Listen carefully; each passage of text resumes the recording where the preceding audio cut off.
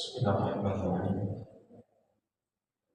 Assalamualaikum warahmatullahi wabarakatuh.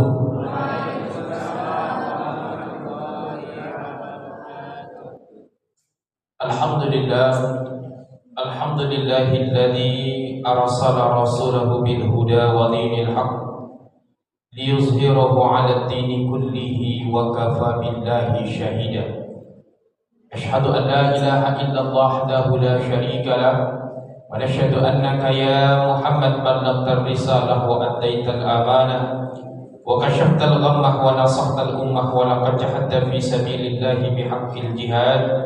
Shalla 'alaika Allah ya ilmal huda, Allahumma shalli wa sallim wa barik 'alaihi.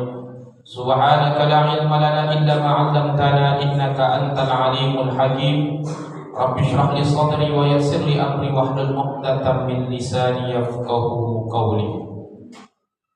Bapak-bapak, ibu-ibu, hadirin jamaah salat maghrib Masjid Jami' Abdurrahman rahimakumullah. Bersyukur kita kehadiran Allah Subhanahu wa taala. Maghrib ini kita sudah masuk malam atau hari kedua dari bulan Rabiul Awal. Maghrib kemarin malam pertama, ini sudah masuk malam kedua Rabiul Awal. Alhamdulillah, Allah masih menyehatkan badan, memanjangkan umur kita. Dapat kita tadi melaksanakan salat maghrib berjamaah. Dan insya Allah menjelang masuk waktu salat isya, kita isi dengan kajian rutin yang pada pekan pertama ini kita lanjutkan kajian tafsir surat-surat pendek di dalam Al-Quran.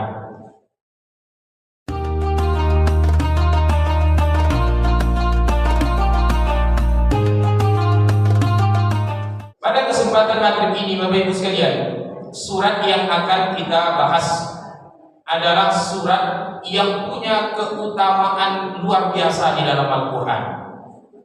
Surat ini kemarin kita bahas surat Al-Falaq. Sekarang kita akan bahas satu surat yang paling sering dibaca Nabi ketika melaksanakan salat sunnah. Surat ini juga sering dibaca Nabi ketika melaksanakan salat witir. Jadi Nabi Muhammad SAW di dalam hadis dijelaskan, beliau kalau salat 2 rakaat sebelum subuh, namanya salat fajar, atau 2 rakaat ba'da maghrib, ba'diyah maghrib, maka beliau biasa membaca di rakaat pertama surat Qul ya ayyuhal kafirun, dan di rakaat yang kedua Qul huwallahu ahad. Nah, jadi surat Qul huwallahu ahad ini surat yang paling sering dibaca Nabi. Jadi kalau 2 rakaat subuh sebelum subuh itu 2 itu aja lah dibaca. Qul ya ayyuhal kafirun, Qul huwallahu ahad. Jadi baca Al-Baqarah pula sebelum 2 rakaat sebelum subuh itu. Kalau Al-Baqarah rakaat pertama, Yasin rakaat kedua tak boleh tu. Apa sebab? Habis baca tu subuh pun habis. Terlalu panjang pula yang awak baca, yang ringan-ringan saja. Itu yang pertama. Yang kedua, ada seorang sahabat yang diperintahkan Nabi memimpin pasukan khusus. Maka ketika pasukan khusus ini di dalam misinya, sahabat tadi dia selalu memimpin sholat pasukan ini. Setiap kali dia sholat jadi imam, selalu surat yang dibacanya Qul huwallahu ahad. Apapun sholat kawan, Qul huwallahu ahad. Setiap kali dia mimpin sholat, rakaat 1 Qul huwallah, rakaat kedua Qul huwallah. Ulang dari misi khusus ini yang dilakukan sahabat tadi disampaikan kepada Nabi Muhammad SAW. Kata Nabi, tanyakan kepada laki-laki itu, kenapa dia suka membaca surat itu? Kata laki-laki itu, karena surat Al-Ikhlas itu adalah sifatur Rahman, menyebutkan sifat-sifat Allah dan aku mencintainya. Kata Nabi Muhammad SAW, kecintaannya kepada surat itu, itulah yang akan memasukkannya ke surga kelak. Nah, ini yang kemuliaan surat Qul huwallah. Ada juga seorang imam di Masjid Quba, dijelaskan Ada seorang laki-laki, setiap kali dia memimpin salat, maka dia baca surat yang panjang-panjang dulu. Tapi setelah dia baca surat yang panjang, nanti setelah itu ditutupnya dengan qul huwallahu. Nah, maka ini kemudian disampaikan kepada Nabi. Nabi katakan, apa yang menyebabkan dia membaca surat itulah kelak yaitu Allah mencintainya karena dia mencintai surat Al-Ikhlas tersebut. Maka itulah bapak itu kalau sholat subuhnya baca qul huwallahu kalau di rumah. Karena banyak riwayat sahabat subuhnya baca surat qul huwallahu ahad. Kemudian Nabi juga mengatakan surat Al-Ikhlas itu Pak, innaha la ta'dilu thulutsal Qur'an. Surat Al-Ikhlas itu nilainya sama dengan sepertiga Al-Qur'an. Dan itulah Pak kalau baca qul huwallahu itu kan sering awak ulang 3 kali. Apa sebab Nabi yang mengatakan surat ini nilainya setara dengan sepertiga Al-Quran. Artinya dibaca sekali nilainya sepertiga, 2 kali 2/3, 3 kali sama dengan membaca 1 Al-Quran 30 juz. Tapi bukan berarti bisa menggantikan. Setara tidak bisa menggantikan loh Pak. Bapak tuh baru balik haji dia, sholat di Masjidil Haram. Balik dari haji itu tidak pernah datang ke masjid lagi. Ditanya ke Pak haji itu nggak boleh masjid lagi Pak sholat Pak. Kata Pak, tahu nggak kalian sholat di Masjidil Haram itu nilainya sama dengan 100.000 kali sholat di masjid lain. Berarti saya ada 100.000 kali sholat. Tidak perlu saya sholat lagi dong. Salah tuh Pak. Sosek Pak haji kalau macam itu. Nah, karena nilainya setara bukan berarti bisa menggantikan. Kata Nabi Muhammad SAW, siapa yang sholat subuh berjamaah, lalu kemudian dia duduk berzikir di masjid sampai terbit matahari, lalu kemudian ditunggu beberapa saat, lalu sholat 2 rakaat. Apa nama sholatnya Bu? Sholat syuruk. Maka dia seakan-akan mendapatkan pahala haji dan umrah sempurna. Bukan berarti setelah Bapak rajin sholat subuh di masjid berjamaah, lalu rutin sholat syuruk, ada duit nanti tak wajib haji lagi. Tetap wajib haji, tetap wajib umrah, karena dia setara, tapi bukan berarti bisa menggantikan. Tetap kalau dibaca qul huwallahu di dalam sholat karena 30 juz itu berarti tak perlu baca Al-Fatihah lagi, tak bisa. Tetap Al-Fatihah wajib dibaca, karena di dalam sholat itu kalau tidak baca Al-Fatihah tidak sah sholat kita. La sholata liman lam yaqra bi Fatihatil kitab, kata Nabi. Tidak sah sholat kita kalau tidak baca Al-Fatihah. Walaupun 3 kali qul huwallahu setara nilainya dengan sepertiga Al-Quran, 1 kalinya kali 3 berarti 1 Al-Quran, bukan berarti setelah dibaca berartilah termasuk baca Al-Fatihah di dalamnya. Artinya nilainya sama. Ada pula ulama yang menyebut bukan maksudnya dibaca 3 kali sama. Ini pendapat yang kedua. Tapi surat Al-Ikhlas itu berisi sepertiga kandungan Al-Quran. Al-Quran itu Bapak Ibu sekalian, kalau kita bagi isi kandungannya kan 3 secara garis besar. 1 berisi syariat, hukum-hukum. Yang kedua berisi tentang kisah-kisah Nabi, Rasul, orang-orang terdahulu. Yang ketiga berisi tentang akidah, sifat-sifat Allah, zat Allah dan lain sebagainya. Nah, surat Al-Ikhlas hanya membahas 1 tema saja, tentang sifat-sifat Allah. Maka dia seakan-akan menceritakan sepertiga kandungan Al-Quran. Tapi kedua pendapat ini tidak salah kata ulama. Dia berisi memang sepertiga kandungan Al-Quran. Dia juga dibaca 3 kali, pahalanya sama dengan mengkhatamkan 1 Al-Quran. Nah, maka kalau ibu yang lah berencana Ramadan besok mengkhatam Al-Quran, kadang kan rencana itu kan luar biasa di awal-awal. Hari pertama 1 juz, malam kedua 1 juz, malam ketiga 1 juz, dalam masuk malam ke-6 setengah juz, dalam masuk malam ke-11 1 surat pun tidak selesai. Nah, ujung-ujungnya dibaca ibu telah, aduh kata Ustaz potong 3 kali bacalah khatam tu. Nah, itu dibaca sudah, tidak lebih saja itu dulu. Karena target ibu memang nak menghatamkan Al-Quran, ya dibacalah 1 hari 1 juz, 1 hari 1 juz sesuai dengan target awal. Kadang kita ini kan di awal-awal semangat luar biasa. Maka itu masjid itu 10 hari pertama Ramadan itu penuh sampai 7-8 saf. Kalau lah 11 ke 20 tinggal 7, tinggal 5-6 saf. Kalau lah malam-malam terakhir tuh 3 tiga sabtu lah kami sebut lagi, Saprizal, Sapriadi, Yosaparudin. Nah, tiga sabtu lah isi masjid awal. Itu pun ibu-ibu lah jarang biasanya telah sih bikin kue di rumah aku ya. Nah, mangkam itu segala macam kan dipangkam di rumah biasa kan. Bapak Ibu sekalian, ini keutamaan surat Al-Ikhlas. Itu yang pertama. Yang kedua, surat Al-Ikhlas ini pun penamaannya unik.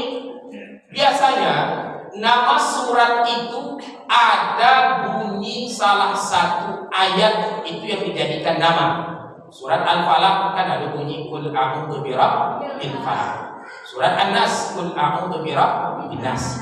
Surat Al-Ikhlas tidak ada bunyi Al-Ikhlas di dalamnya. Maka itu anak-anak lomba tahfiz Quran sering bingung kalau disuruh baca surat Al-Ikhlas. Karena dia tidak tahu apa Ikhlas. Nah, diberi kelu awal Qul huwallahu awal nyambung dia. Qul huwallahu rupanya Al-Ikhlas. Karena tidak ada tulisan Al-Ikhlas. Kenapa demikian? Itu tadi kata para ulama, Al-Ikhlas itu artinya memurnikan, dan surat ini murni berisi sifat-sifat Allah saja tanpa ada isi kandungan lainnya. Itu sedikit tentang surat Al-Ikhlas. Karena banyak keutamaan surat ini, Bapak Ibu sekalian, maka tak salah surat ini dianjurkan kita baca, terutama di dalam sholat-sholat sunnah. Kemudian kalau witir, Nabi Muhammad SAW kalau witir itu biasa rakaat pertama, kalau 3 kali 3 rakaat, rakaat pertama beliau biasa membaca surat Sabbihisma rabbikal a'la. Di rakaat kedua beliau biasa membaca Qul ya ayyuhal kafirun. Rakaat ketiga Qul huwallahu ahad. Dalam riwayat lain ditambah dengan Qul a'udzu birabbil falaq, Qul a'udzu birabbin nas. Kan biasa waktu tiga. Nah, rakaat terakhir witir. Kan ini yang biasa dibaca, riwayat yang 3 surat ini di akhir. Ini keutamaan surat Al-Ikhlas. Selain daripada itu, surat ini juga dianjurkan Nabi dibaca untuk menghindari gangguan-gangguan syaitan. Kita kemarin dapat surat Al-Falaq, Nabi menganjurkan ketika masuk ke tempat-tempat yang baru, atau kita akan tidur, atau kita lewat di satu tempat yang dianggap oleh sebagian orang rawan, maka dianjurkan juga membaca surat ini. Nah, karena syaitan itu ada 2 macam, Bapak Ibu sekalian. Ada syaitan itu yang dari golongan jin. Nah, bacakan surat ini tambah ayat kursi kabur dia. Ada yang kedua dari golongan manusia, aku yang tidak mempan ayat kursi. Lempar dia kursi baru mau dia. Nah, ini yang payah, ini dari golongan kedua ini lah.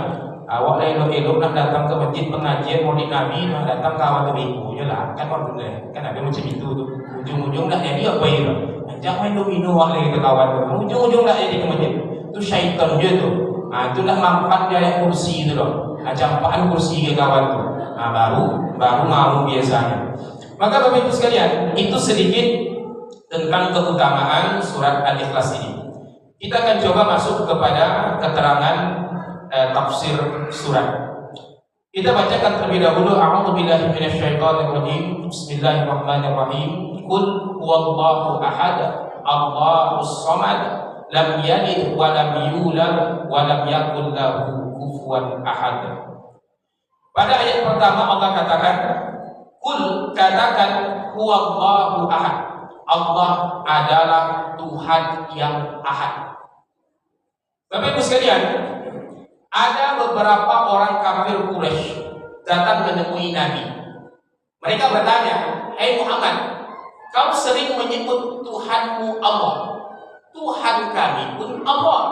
Nama Allah itu, Bapak Ibu sekalian, sebelum Nabi Muhammad diutus, nama Allah itu sudah dikenal oleh orang-orang di masa jahiliyah. Maka itu nama ayah Nabi itu Abdullah. Kan Abdullah nama bapak Nabi, hamba Allah. Artinya nama Allah itu sudah mereka kenal sebelumnya. Akan tetapi Allah yang mereka kenal itu tak sama dengan Allah yang dimaksudkan oleh Nabi Muhammad sallallahu alaihi wasallam. Karena itu mereka bertanya, bagaimana nasab Allah itu? Macam mana, siapa bapaknya, siapa anaknya, siapa emaknya? Apakah dia terbuat dari emas, atau terbuat dari perak, atau perunggu? Itu yang mereka pahami tentang Tuhan. Maka kemudian Allah turunkan ayat ini. Kata Allah, katakan Allahku itu Ahad. Ahad itu satu akar kata dengan kata wahid, wihdah, satu. Cuman Ahad itu secara bahasa artinya satu-satunya. Kalau satu mungkin masih ada dua, masih ada tiga. Tapi kalau sudah dikatakan satu-satunya, dalam bahasa kita artikan esa. Maka Nabi mengatakan Allah itu satu-satunya Tuhan, tak ada Tuhan selain Allah. Kalaulah ada kapal, ada dua nahkoda di situ, bayangkan macam mana kapal tadi kan jalan. Atau nahkoda yang seorang ke kiri, atau yang seorang ke kanan, manunya ke jalan. Kan bingung jadinya. Kalau ada di dalam satu pasukan pertempuran ada dua panglimanya, satu menyuruh maju, satu menyuruh mundur. Bingung anak buah tadi maju apa mundur. Makanya tidak bisa di dalam satu pasukan saja, tak bisa dipimpin oleh dua panglima. Apalagi kalau ada Tuhan dua, tiga dan seterusnya, tentu aneh Bapak Ibu sekalian. Kita pernah membahas Pak, dalam Al-Quran kan banyak kata kami. Mungkin kita akan pernah bahas ini. Dalam Al-Quran ada banyak sekali kata kami. Kami menurunkan Al-Quran, kami menciptakan, kami menghidupkan, kami mematikan. Kan banyak kata kami dalam Al-Quran.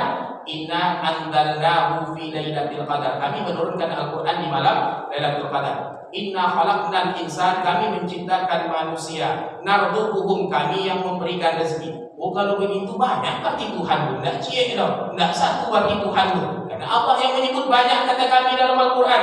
Ini pernah kita sampaikan tafsirnya. Kata kami dalam Al-Quran itu Bapak Ibu sekalian, bukan menunjukkan Allah itu banyak. Lalu apa maknanya? Satu, kata kami itu menunjukkan takzim, memuliakan posisi. Sama kita sering sampaikan, kalau ada Pak Camat, musim-musim kampanye itu banyak kan kampanye Siko. Ada kamu calon wali kota, lalu dia menyampaikan kami sebagai ini, kami selaku calon, walaupun dia sendiri cuman biasanya membahasakan dirinya dengan kalimat kami sebagai kurang, kami sebagai RT, kan itu biasanya disampaikan juga. Apakah kami di sini maksudnya yang berbicara banyak? Enggak. Lalu kenapa menggunakan kata kami? Takzim, memuliakan posisi. Sama dengan kita menggunakan kalimat Assalamualaikum, kita contohkan kemarin. Kum itu secara bahasa artinya kalian. Tapi kita mengucap salam dengan satu orang, kan tidak pernah kita pakai Assalamualaikum. Harusnya ibu kalau dengan satu orang perempuan Assalamualaikum warahmatullahi wabarakatuh. Kalau dengan perempuan dengan laki-laki Assalamualaikum warahmatullahi wabarakatuh. Saya yakin tidak pernah Bapak Ibu macam itu. Tidak pernah kita ngangkat salam handphone Assalamualaikum, tidak pernah, pasti Assalamualaikum. Nah, kenapa kita menggunakan itu takzim? Itu secara bahasa kalian.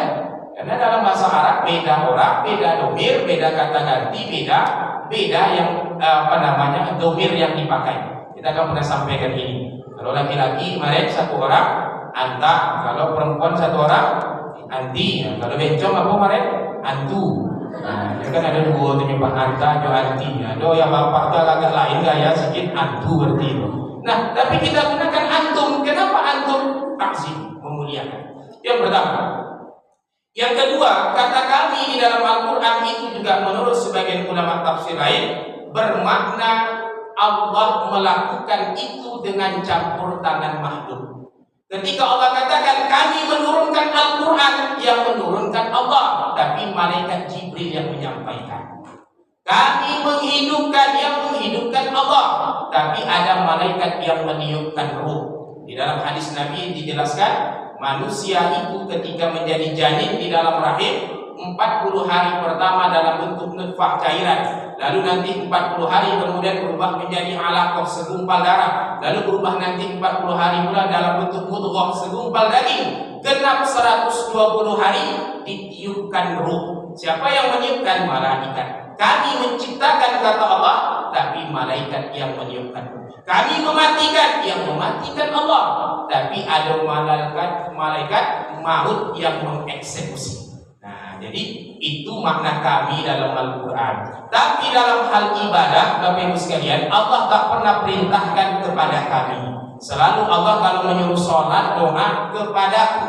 Wa ma khalaqtul jin wal insa illa liya'buduni. Tidak kuciptakan jin dan manusia, kata Allah, melainkan untuk ibadah kepadaku, tidak kepada kami. Kalau kepada kami, boleh Bapak Ibu berdoa kepada malaikat, boleh kita minta kepada Nabi, boleh kita beribadah kepada selain Allah. Tapi Allah hanya katakan kepada kami. Wa idza sa'alaka ibadi anni fa inni qarib ujibu da'watad da'i idza da'ani falyastajibu li wal yu'minu bi la'allahum yarshudun.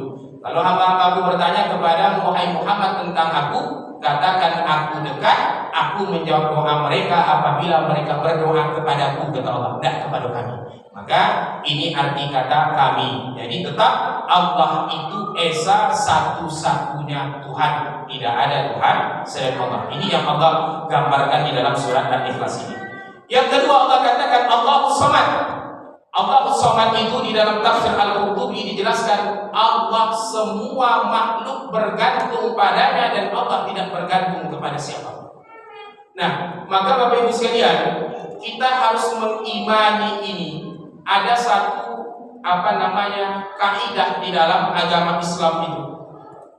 Kalau kita minta keselamatan dengan hal-hal yang zahir, maka itu boleh.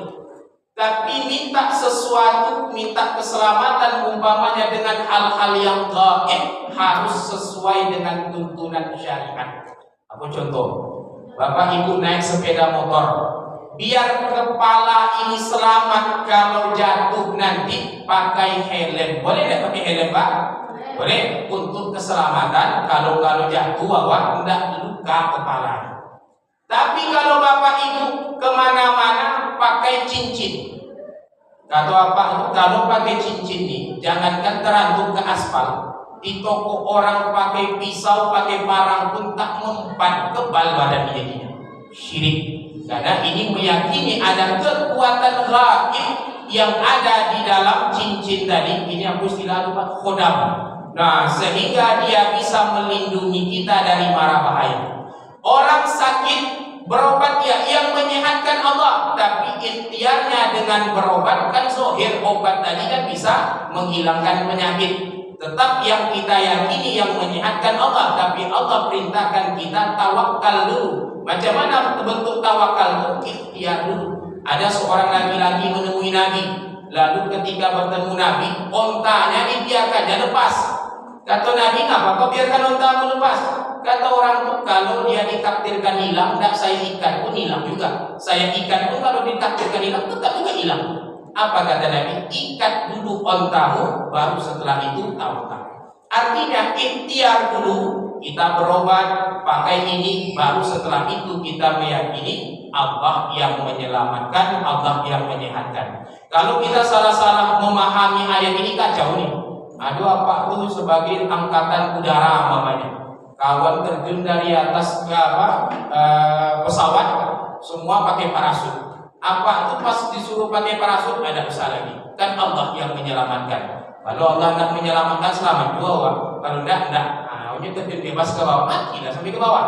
Memang Allah yang menyelamatkan, tapi manusia harus ikhtiar terlebih dahulu. Nabi tahu Allah yang menyelamatkan, tapi ketika perang, Nabi tetap menggunakan baju besinya. Zohirnya baju besi tadi, ketika terkena senjata tajam, kan tak luka langsung ke badannya. Tapi tetap Nabi ikhtiar dulu, baru dia yakin nanti Allah yang akan menyelamatkannya dari mara bahaya. Maka menggunakan tangkal jimat itu bukan syariat di dalam agama Islam. Pakai cincin apa tuh? Iko jangankan anak-anak muda, nenek-nenek pun kelepok-kelepok nengok awak. Nah, meyakini kekuatan yang ada di cincin tadi. Secara zahir cincin kan tidak bisa memberikan manfaat apapun. Nah, kecuali pakai Yamaha, pakai Mitsubishi Expander, itu ya tuh. Nah, itu jimat-jimat zaman kini itu kan. Tapi kalau pakai cincin satu ya, kita yakini dengan kekuatan yang ada di dalamnya tadi dapat menolong kita, menyelamatkan kita, memberikan daya tarik tertentu. berarti kita syirik. Meyakini hal-hal yang gaib tentang sesuatu harus sesuai dengan tuntunan syariat. Kata Allah, kalau mau minta perlindungan kepada Allah, baca surat ini, baca surat ini, boleh kita amalkan. Kalau kita gunakan pakai cincin ini, pakai baju ini, bisa selamat dari mara bahaya, dan ada tuntunannya, maka jatuh kita kepada kesyirikan. Karena Allah yang menyehatkan, Allah yang menyelamatkan, tapi tetap manusia diminta melakukan ikhtiar. Kemudian pada ayat ketiga, Allah katakan lam yalid wa lam yulad. Allah itu tidak diperanakkan, tidak punya bapak, tidak punya ibu, walam yulad, dan dia juga tidak punya anak. Bapak Ibu sekalian, di dalam surat At-Taubah, orang Yahudi itu menyebut Allah punya anak. Siapa anak Allah? Kata orang Yahudi, ada seorang laki-laki di kalangan Bani Israel namanya Uzair. Orang Nasrani menyebut Allah punya anak. Siapa anaknya? Nabi Isa alaihissalam. Orang-orang kafir di zaman Nabi Muhammad menyebut Allah juga punya anak. Siapa anak Allah? Para malaikat, termasuk Latta, Hubal, itu dianggap anak perempuan Allah.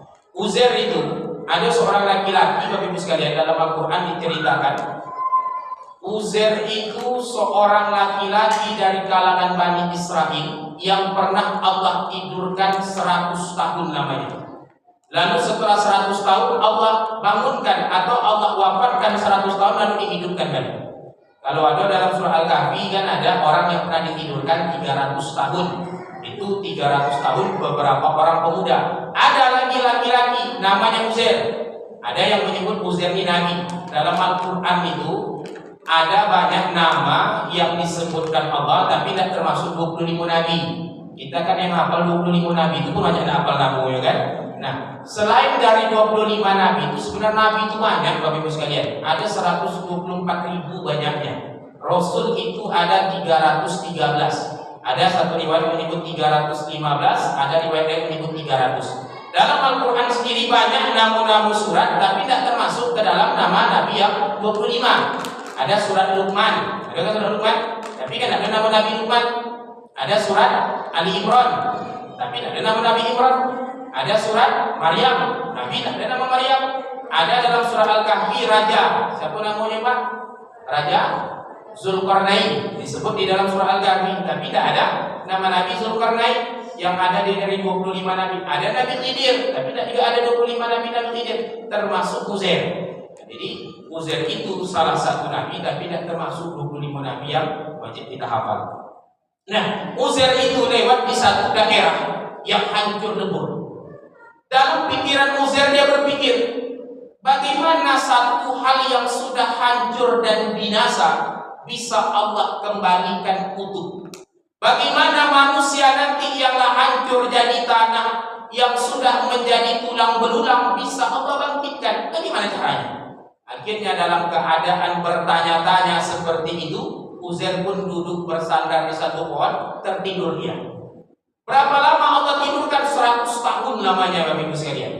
Ketika dia bangun, maka datanglah malaikat. Hei Uzair, kata malaikat, coba kau tengok ke keledaimu. Keledainya dah jadi tulang belulang. Kau tengok ke makanan Uzair tetap utuh segar sebagaimana dia bawa sebelumnya. Maka kata malaikat, begitulah kuasa Allah. Allah mampu membinasakan sesuatu, bisa juga menahan sesuatu untuk tidak binasa. Dan Allah mampu membangkitkan sesuatu yang sudah binasa. Dengan izin Allah, keledainya tadi yang sudah jadi tulang belulang tersusun lagi menjadilah keledai utuh. Kemudian baliklah Uzair ke kampungnya, sudah 100 tahun.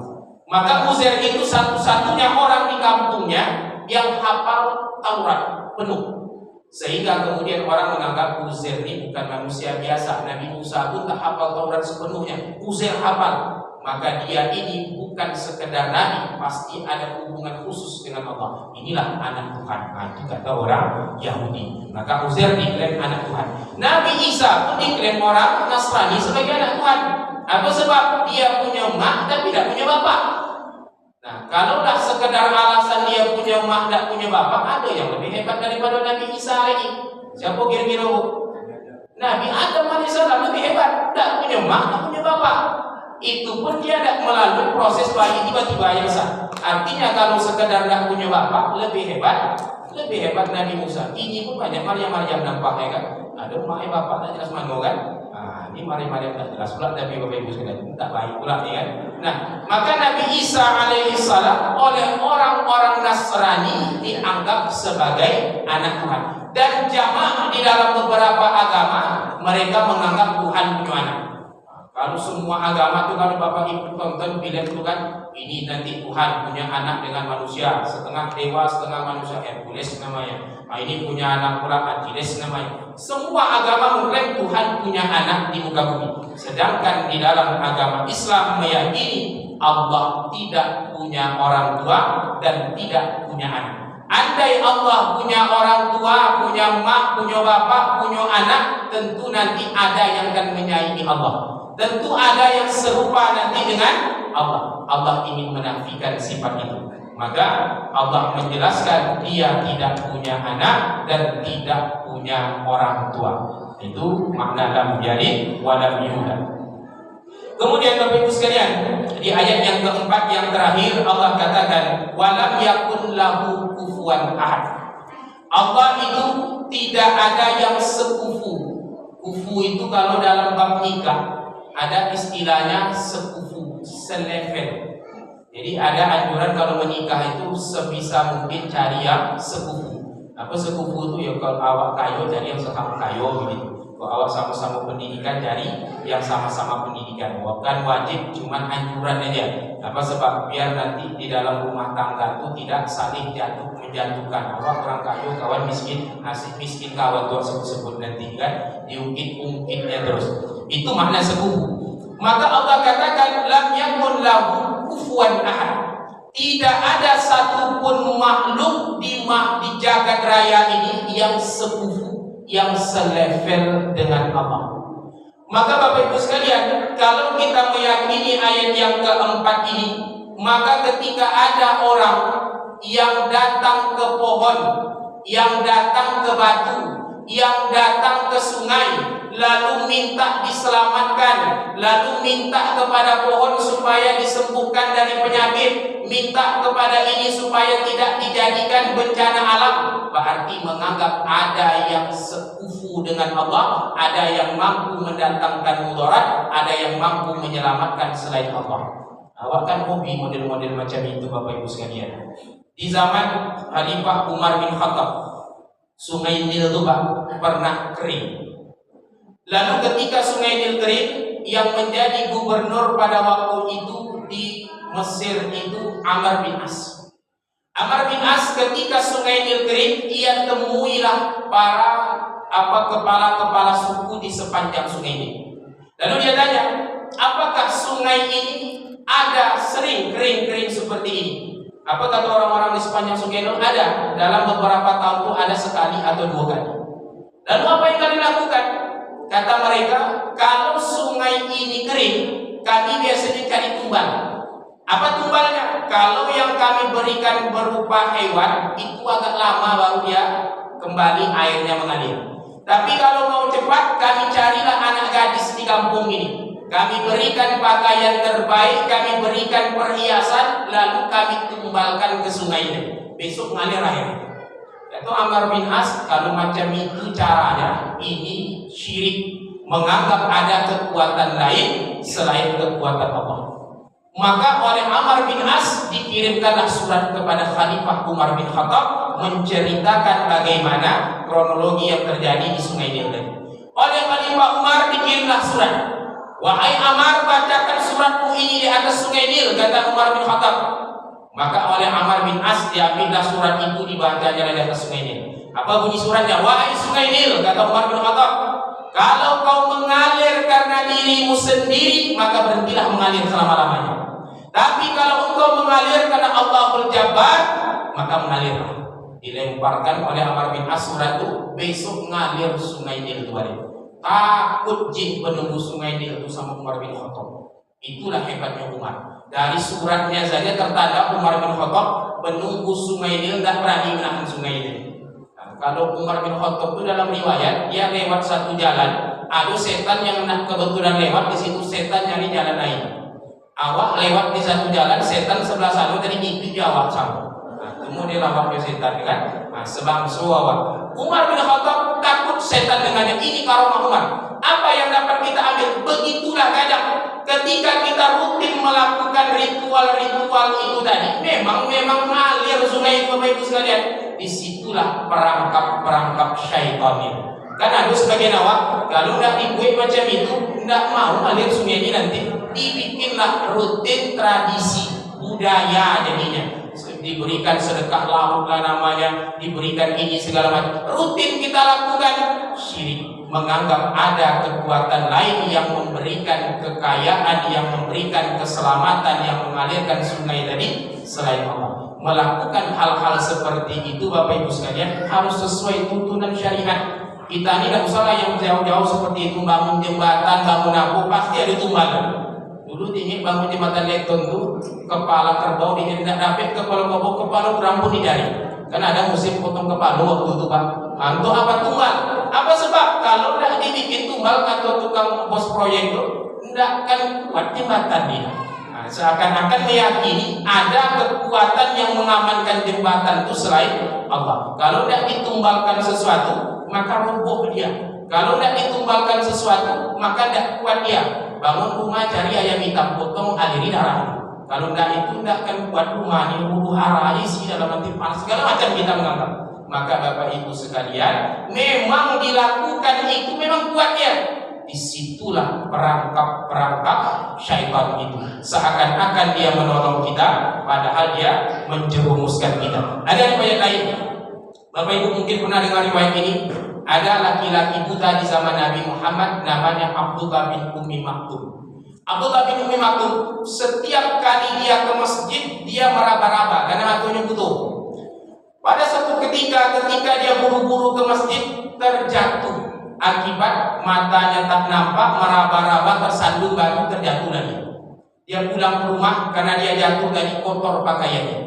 Ketika dia akan berangkat lagi setelah mengganti pakaian, tiba-tiba ada seorang pemuda di depan rumah Abdullah bin Ummi Maktum yang mengantarkan dia sampai ke masjid.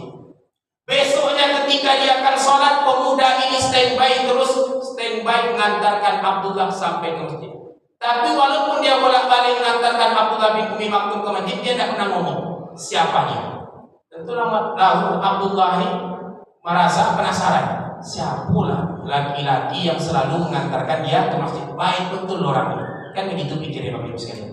Maka setelah didesak oleh Abdullah bin Ummi Maktum, apa kemudian kata laki-laki itu? Dia tidak mau ngomong siapa dia. Karena didesak terus, akhirnya dia akui. Apa kata laki-laki tadi? Saya ini iblis. Tentu kalau berpikir lo kan mau iblis itu ngantar orang ke masjid. Logika kita berpikir berarti iblis tuh mau ngantar orang ke masjid. Apa kata iblis?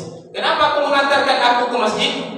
Apa kata iblis tadi? Ketika engkau hari itu ke masjid, lalu engkau jatuh karena terburu-buru ingin segera mendapatkan jamaah, maka Allah mengampuni separuh dosamu.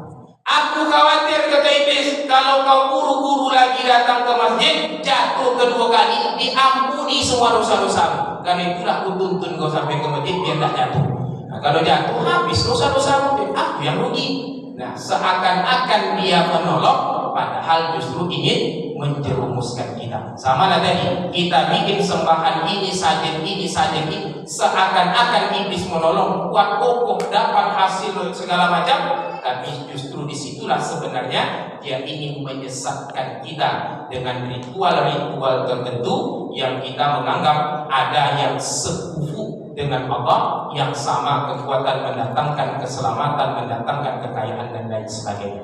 Maka Bapak Ibu sekalian, ini ayat yang keempat, kata Allah, tidak ada satupun makhluk yang sekufu dengannya. Maka mensyarikatkan Allah dengan menganggap ada yang lain yang memberikan kekuatan begini, begitu dan lain sebagainya, maka masuk dalam kesyirikan. Siapa yang melakukan kesyirikan, yang menenteng tamimah saja atau jimat, atau hanya datang ke dukun meyakini apa yang dikatakan dukun, maka tak diterima amal ibadahnya 40 hari 40 malam. Apalagi sampai melakukan kesyirikan, wafat dalam keadaan itu, tentu takkan diampunkan dosa-dosanya. Maka ini perlunya kita memahami surat Al-Ikhlas ini, sehingga dalam melakukan segala sesuatu sesuai dengan apa yang dituntut di dalam syariat. Demikian Bapak Ibu sekalian, karena sudah masuk waktu sholat Isya, kurang dan lebih mohon dimaafkan. Hadanallah wa iyyakum ajma'in. Astaghfiruka wa atubu ilaik. Wallahumma fi bil aqwami thariq. Assalamualaikum warahmatullahi wabarakatuh.